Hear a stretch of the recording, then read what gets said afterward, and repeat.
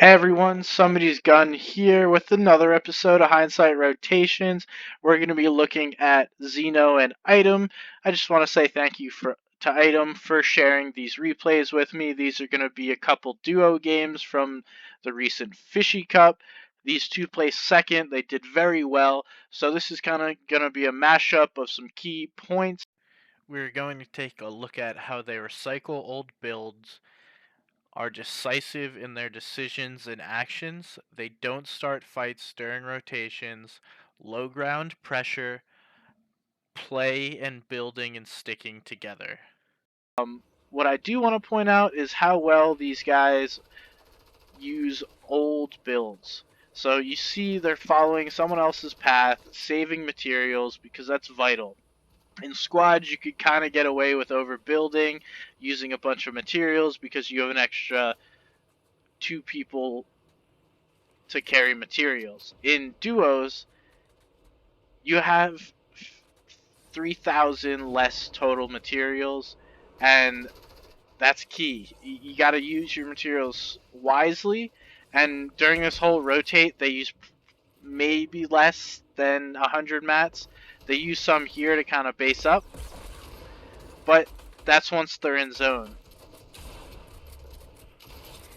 Alright, this is first rotating, and typically what this team does is they'll build hard mats into the zone. I'm not sure if they were low on mats or what, but they recycle old players' builds really well.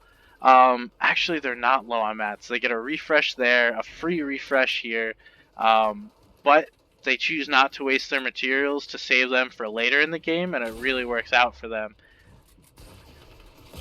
Just following old tunnels, getting themselves in the right position, and look at that, zone goes back for them.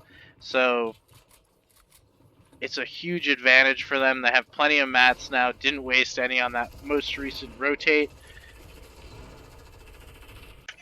Another piece that I want to point out here is after they get this elimination, it's late in the game and Item starts looking up. I don't think we see enough players look above them to see what's going on high ground in order to take advantage or play correctly to counter what's going on in height.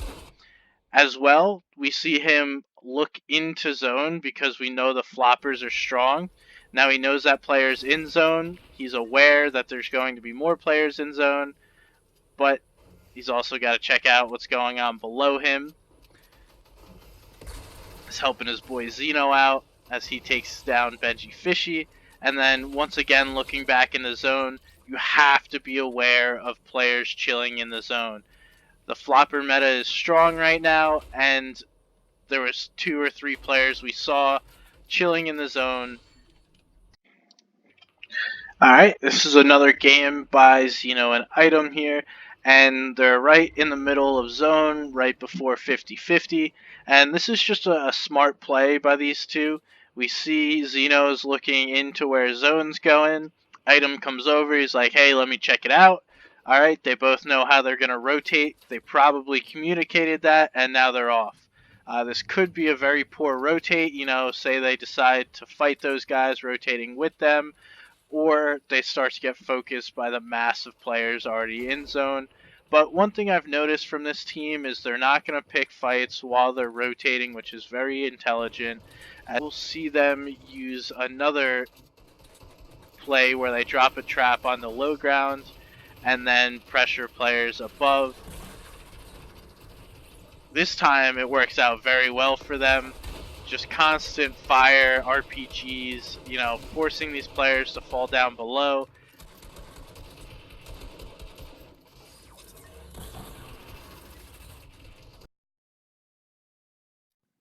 Here they drop another player into their box with traps. They don't wind up getting the kill, but they do take away some damage and use some material from them that will help them later on. And here's something I saw them do multiple times. So they typically like to stay on low ground, but almost every first moving zone, they use hard materials and are on the front edge of zone. Sometimes they'll recycle builds if they're lower on materials, but typically we'll see them on the front edge of zone using hard mats to get themselves in and tunneling very safely. They're not trying to take tags, they're not fighting. Like I said, they're not picking fights during rotations, they're focusing on zone. And this is best to watch from Zino's perspective. Like I said, he's the closer, so itemm builds the front of the tunnel, Zino closes it off, and they take tunneling as a two-man job.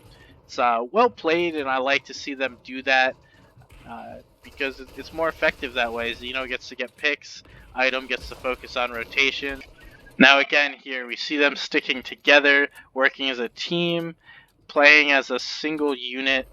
Zino drops some mats for itemm to continue tunneling and then looks back as the closer should for peeks and kills.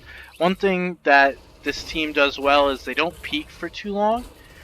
Typically, whenever they open an edit, it's not going to be for long enough for someone else to take advantage of it. Just overall, very smart and gameplay. Again, looking back up to see what's going on above them.